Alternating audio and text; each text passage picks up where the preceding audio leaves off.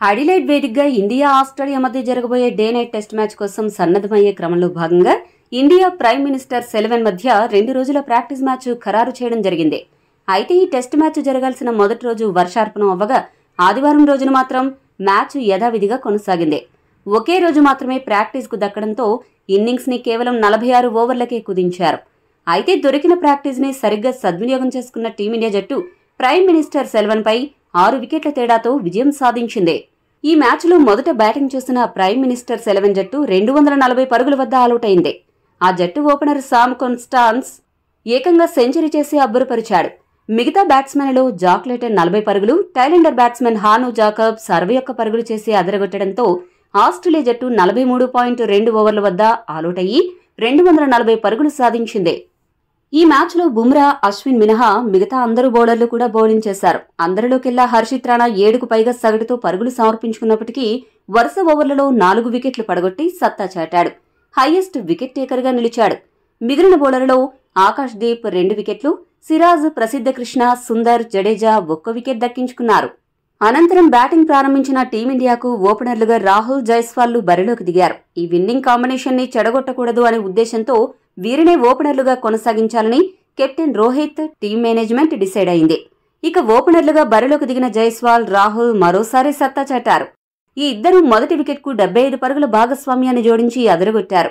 అయితే 45 పరుగుల వ్యక్తిగత స్కోర్ వద్ద జైస్వాల్ అవుట్ అవ్వగా 27 పరుగుల స్కోర్ వద్ద కేఎల్ రాహుల్ మిగతా బ్యాటర్లకు బ్యాటింగ్ చేసే అవకాశం ఇవ్వాలనే ఉద్దేశంతో రిటైర్డ్ హట్గా వెనుదిరిగాడు. ఇక మొదటి టెస్టులో ఆడని రోహిత్ శర్మ ఈ మ్యాచ్లో 4వ స్థానంలో వచ్చి కేవలం 3 పరుగులు మాత్రమే చేసి తీవ్రంగా నిరాశపరిచాడు. రోహిత్ శర్మ ఇంత దారుణంగా బ్యాటింగ్ చేస్తుండడం అభిమానులను కలవరపెడుతోంది. ప్రాక్టీస్ మ్యాచ్లో రోహిత్ ఈ తరహాలో నిరాశపరచడంతో పింక్ బాల్ టెస్ట్లో రోహిత్ ఎలా ఆడతాడు అని అభిమానులు టెన్షన్ పడుతున్నారు.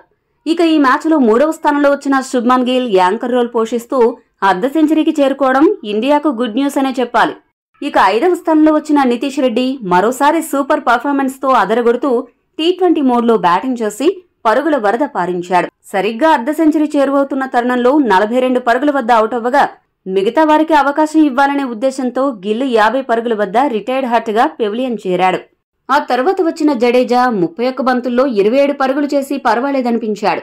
వాషింగ్టన్ సుందర్ కూడా వచ్చిన అవకాశాన్ని బాగా ఉపయోగించుకున్నాడు.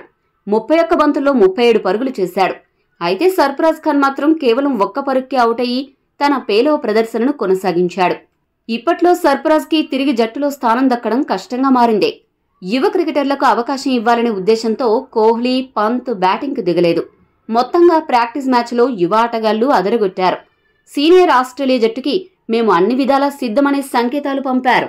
ఈ వీడియో మీకు నచ్చితే లైక్, షేర్, కామెంట్ చేయండి. మరిన్ని స్పోర్ట్స్ అప్డేట్స్ కోసం మా ఛానల్ ను సబ్స్క్రైబ్ చేసుకోండి.